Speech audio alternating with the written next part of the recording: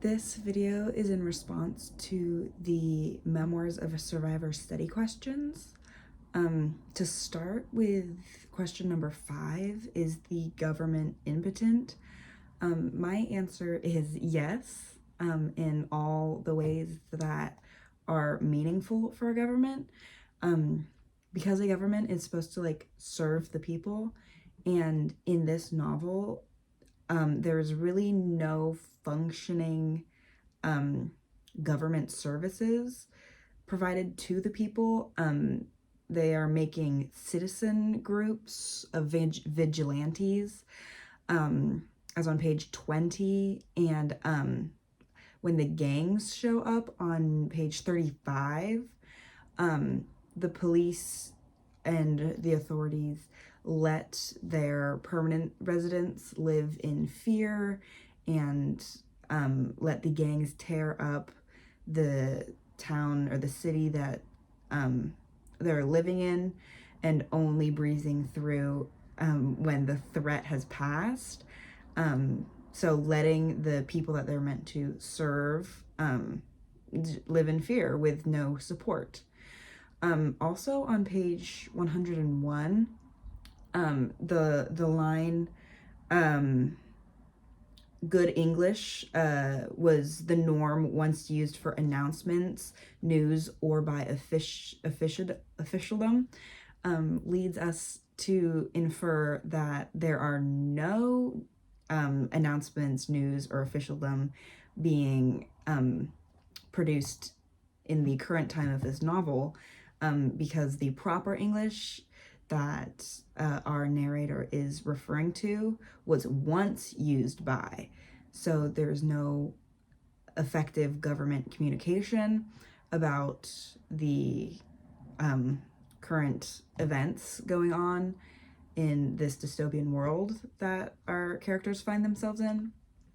And also that the police and the authorities are not good at their jobs. For example, they're inconsistent with their rules. Like on page 103, Gerald community is illegally housing a couple fowls and birds. Illegally meaning it is against the law, but the authorities, so their local authorities, are just turning a blind eye, which is apparently common, as said on page 103. Moving on to question number 10, which is the change in the appearance or function of romance. For the romance, we mostly see it through Gerald and Emily's interactions. And so we see a lot of coping to feel a connection. Through Gerald, Emily feels warmth, caring, and family on page 95. And then joy, success, fulfillment, to be making, to be needed on page 97.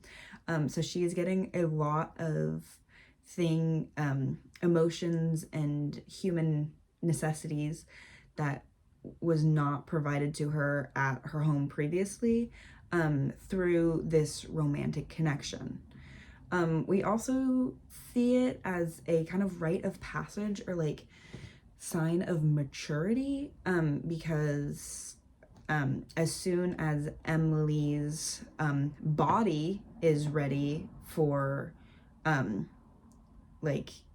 mature relations, then that means that the girl is ready, and that is on page 84.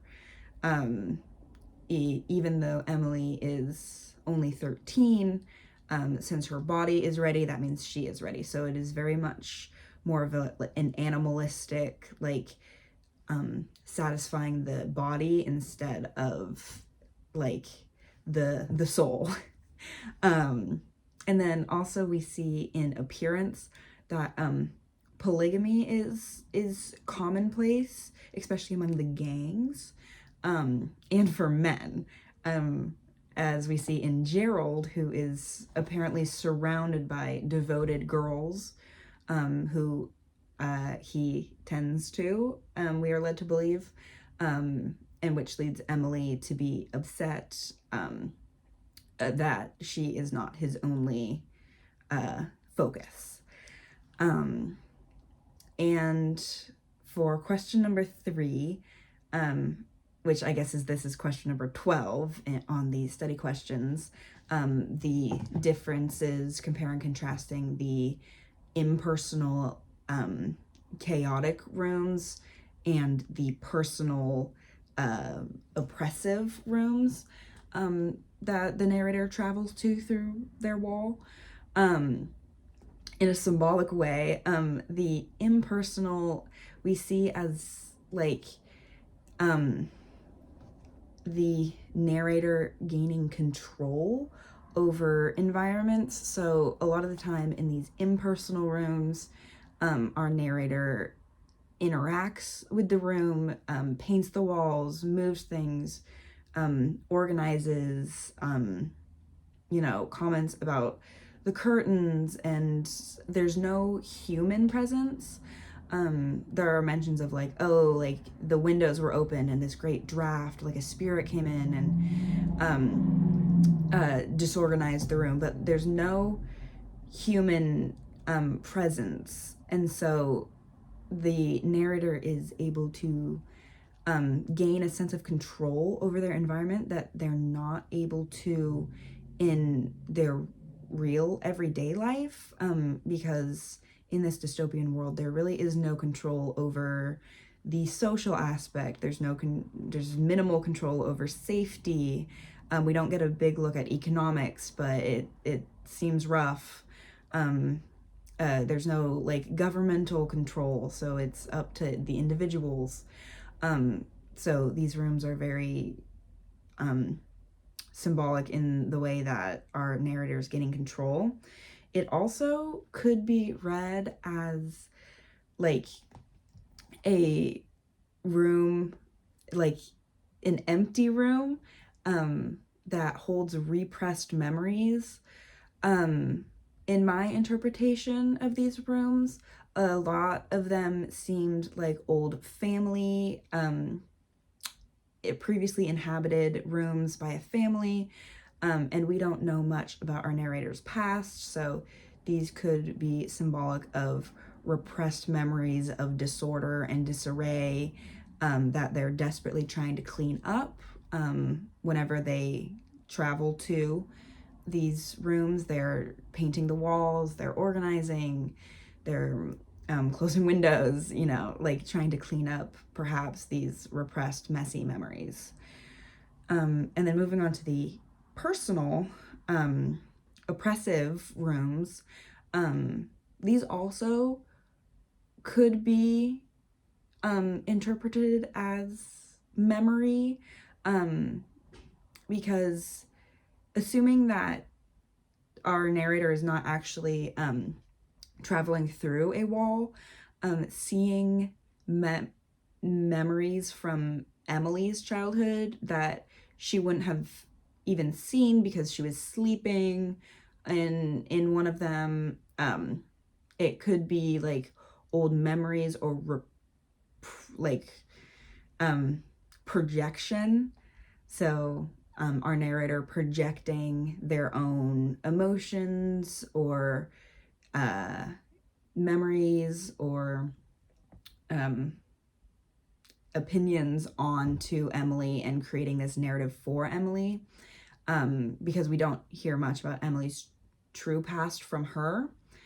And then in these personal rooms, we also see a lot of ugliness in the humans, especially the parents in the controlling role, which could be symbolic of past experiences or what has happened to society as a whole, being the parents as the government and the children as the governed.